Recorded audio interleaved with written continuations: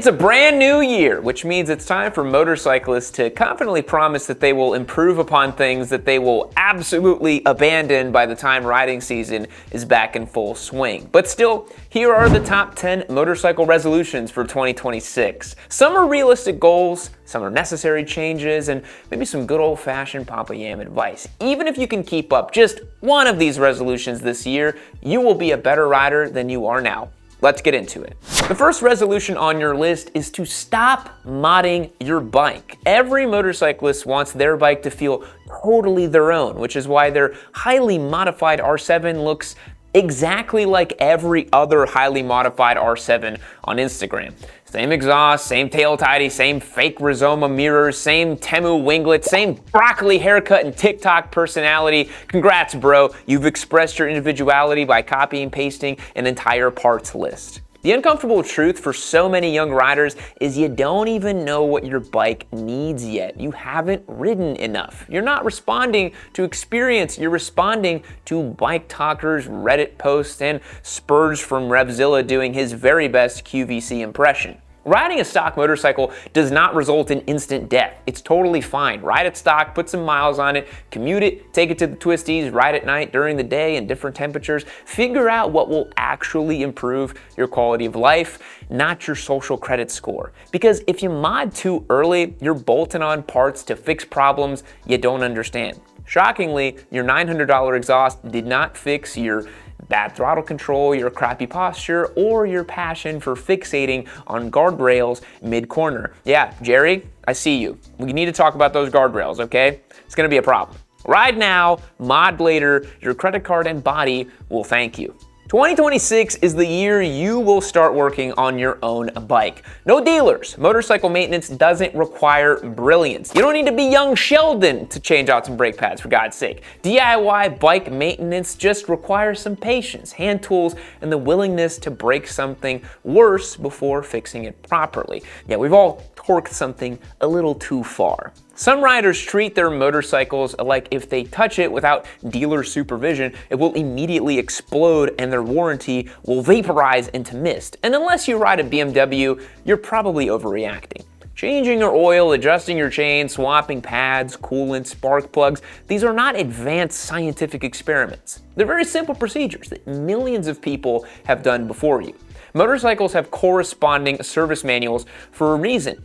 And if you can't read, no worries. There's probably a YouTube video explaining the process to a T. You've got no excuse. Learning how to wrench builds confidence. You'll save money and your stepdad will finally hand you a birthday card that says, "I love you, son," but joke's on him because you can't read, so you awkwardly say thanks and hope it says something good on it. When you can work on your own bike, it turns every weird noise into a few hours in the garage instead of a couple grand and a week at the dealership. You'll stop fearing damaging your bike. You're gonna stop babying it and actually use it the way it was intended. You don't have to be a master tech. You don't need to be Ari Henning. You just need to not be totally helpless. Although, let's be honest, Ari Henning is the idealized form that all motorcyclists hope to be. Focus on quality rides, folks, not just high mileage. That's something for 2026. Some riders love bragging about how many miles they ride per year. 30,000, 40,000, 500,000 miles. Wow, bro, your mileage is so big and impressive. But really, the only way to achieve this is just slapping it up in a straight line on a big old highway. Huge mileage numbers don't really make you a good rider. In order to improve as a rider, whether it be through technical growth or something more intrinsic or ethereal, make an effort to actually plan your routes. Pick roads that will take you outside of your comfort zone, expose you to new environments, new traffic patterns, elevation changes, or some really tight corners. Stop off in that small town where the gas station only sells 87 octane and moonshine, and the clerk behind the counter is also the sheriff, and also the mayor, and also he's a dog. Ride on roads that force you to be thoughtful and present instead of zoning out at 85 miles an hour. These experiences are how you grow as a rider and a person. Test your mettle in new environments and see some new interesting landscapes along the way. Nobody ever said, "Wow, that guy rode on I-35 from Austin to Dallas with such bravery and he saw such amazing scenery." Take your time to actually plan some meaningful rides because quality beats quantity every time. Unless you're a Yami noob, and then you can do quality and quantity, baby. We're crushing it in 2026. If you didn't crash your motorcycle in 2025, congratulations, you already have a head start on the stop crashing resolution. Because no, despite what you might see from a 40-something-year-old YouTuber who crashes a brand new superbike on track every other month, crashing is not required for progress. There's this deeply stupid idea that if you're not crashing, you're not pushing hard enough. That is incredibly smooth-brained logic. A rider cope, if you will. You guys love when we talk about copes on the channel, right? If you're not crashing, you're not pushing. That's something somebody says right before calling their insurance agent and begging and pleading for them to replace the plastics on their R1. Even on track, you can improve without throwing the bike down the road like the Aztecs threw human sacrifices down the steps of the temple. Smoothness, consistency, braking technique, line selection can all be improved without going down all the time. Crashing constantly doesn't make you hardcore. It makes you an expensive liability and normalizes recklessness. Nobody thinks it's cool that you're crashing all the time. Trust me.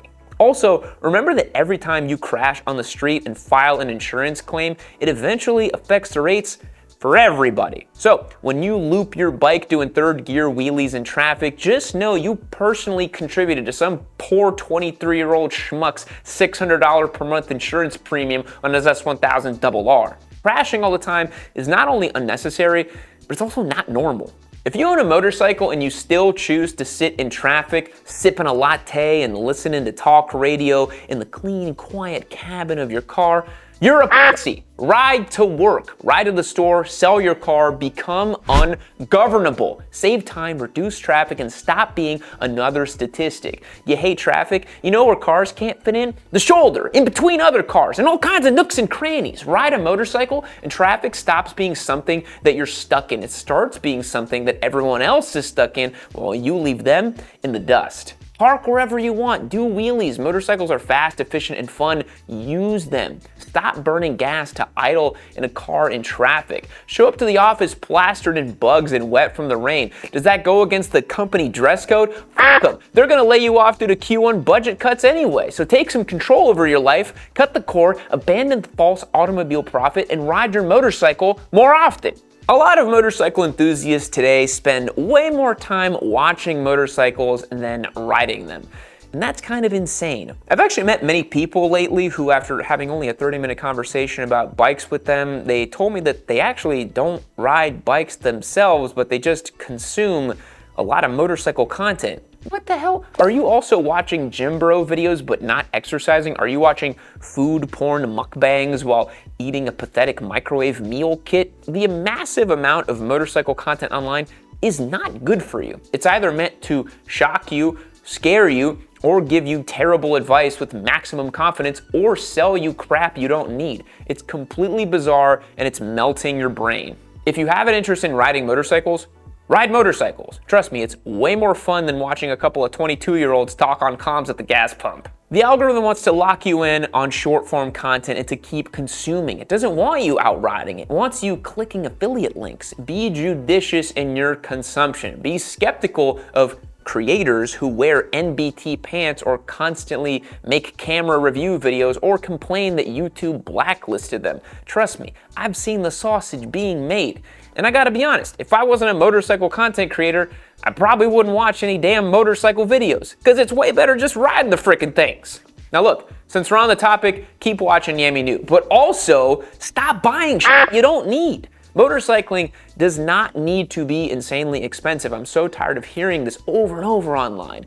It will probably be always a little bit moderately expensive, let's say, but it doesn't need to be insanely expensive. The Farkle industrial complex and the accessory shill pipeline just wants you to think that. Once you have a bike and gear, your real expenses are consumables like tires, fluids, brake pads, and fuel, and insurance expenses, and maybe the bike payment. But that's really it. Everything else is just economic cucking from big corporations and their grifter drones. If you're constantly buying accessories yet keep doing late night highway pulls because you can't afford a track day, that's not a money issue, it's a skill issue. Instead of getting yet another anodized thingamabob, the newest headset with 2mm bigger speakers or some fuzzy helmet covers, invest in skills, seat time, and experience. That's actually gonna make your life better. Now, I gotta be honest, motorcyclists have a bad reputation. Harley guys, sport bikes, squids, the perception is pretty unsavory, to be honest. So the last thing we need to do is to make it worse. Stop posting rage bait videos of smashing car mirrors, stop rev bombing all the time, stop making non-riders think motorcyclists are emotionally unstable lizard people with daddy issues, because we all know that's only half true. Be a normal, respectful guy or gal. Ride like you're invisible, sure, but realize people can see you when you're acting like a moron. I think there's way too many riders out here with main character syndrome who act like their entire life is an Instagram edit. I saw this guy rolling through a very populated shopping center the other day, just rev bombing his R7. Stop. Nobody wants that. Stop trying to create engagement bait scenarios with strangers. Just ride your bike, say please and thank you, wave at the occasional small child, and if somebody asks for a wheelie, you are commanded by God to do that, but do so safely, okay? Be the change you want to see in the world. I think somewhere along the way, people got really weird. This obviously exists everywhere, but it has bled into motorcycling as well. Motorcycling used to be about fun and freedom and the pursuit of skill. Now, so many people ride for clout or validation or to cram their brain with useless knowledge about things like the gear ratios of a 2004 Honda VFR.